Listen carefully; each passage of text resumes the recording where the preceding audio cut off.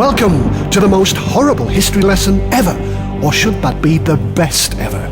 Bits of history that your teachers could never tell you, with all the gory bits left in.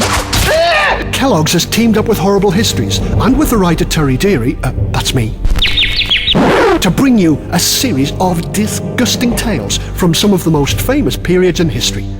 Some of them are so foul, you may even have to hold your nose and close your eyes as you listen to them. This is one of 6 CDs in the series, available free on special packs of cornflakes, Frosties, Cocoa Pops and Rice Krispies. Each 30-minute CD is exclusive to Kellogg's, so you'll be one of the few people to know about some of the darkest secrets from the days of old. You may just want to eat your breakfast before pinning back your ears. Enjoy.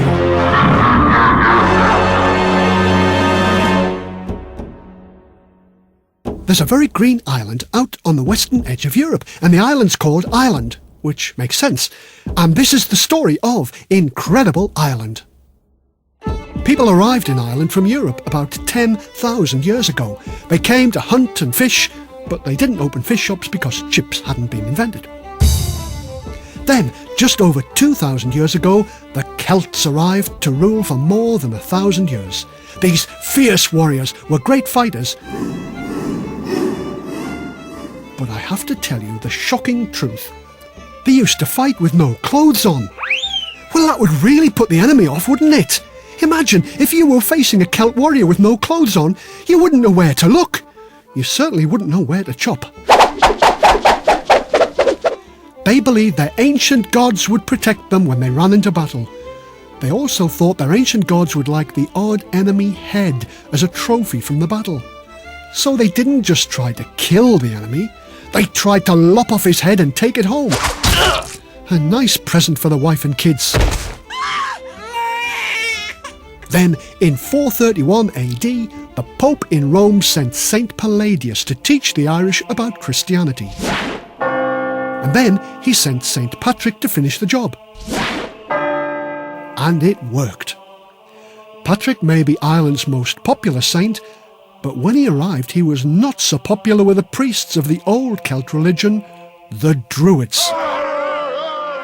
The Druids came up with this nasty poem attacking Saint Paddy. Over the sea comes Chopperhead, crazed in the head, his cloak has a hole for the head, his stick is bent in the head.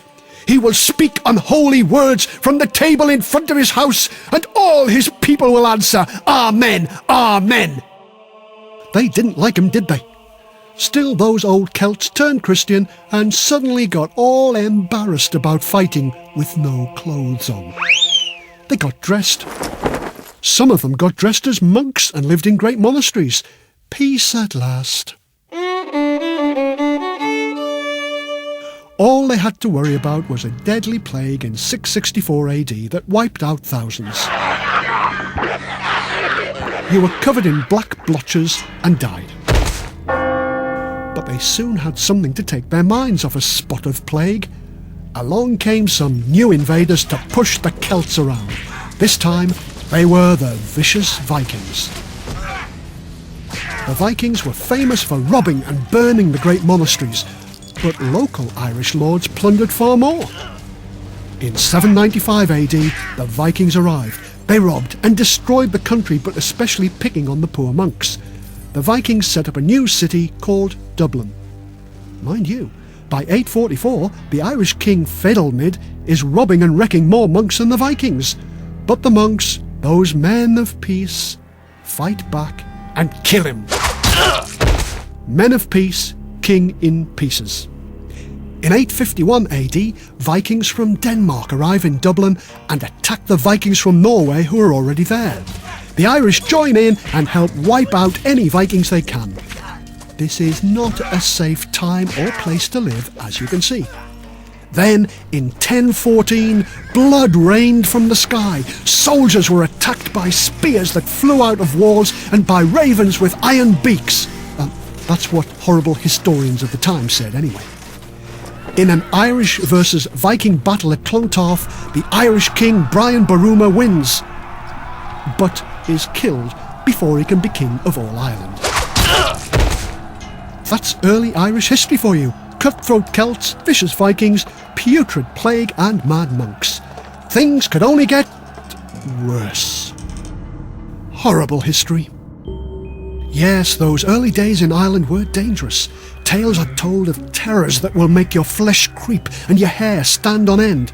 So have a hairbrush handy to flatten it down as I tell you the true tale of Morn O'Glammy and her blood-soaked bridal barge. The Irish noblewoman, Morn O'Glammy, was just setting off to marry the handsome Aaron Rowe when she got a message from the groom. "I've got a bit of a problem, my love. Those villainous O'Flaherty men are out for trouble and they attacked me on my way to our wedding. I'm a little wounded, but I'll join you soon. Turn back and wait for me at Sligo Rock. Love, Aaron." Morn went to Sligo Rock and waited a month, and it was no-show Row. Then she woke one night to hear a strange sound and rushed out to see a barge. Aaron and his 50 men were chained to the blood-soaked deck of the barge, dead as cowpats and just as covered in flies. She ran down to the barge and climbed aboard. She wrapped her Aaron Rowe in the red wedding cloak she'd made for him and watched over the corpses for a week. So far, this is all believable. It's just the last bit that starts to add fairy tale to the history. After a week, Morn, who should have been called Mournful, covered the faces of the corpses with gold dust to preserve them. A bit late there, mate. Then she set the barge adrift, drank a cup of poisoned wine, and lay down on the barge which her servants set alight. Naturally, if you go to Sligo Rock, you can still see the ghostly barge with its golden warriors sailing into the night. Creepy, oh what? Horrible history.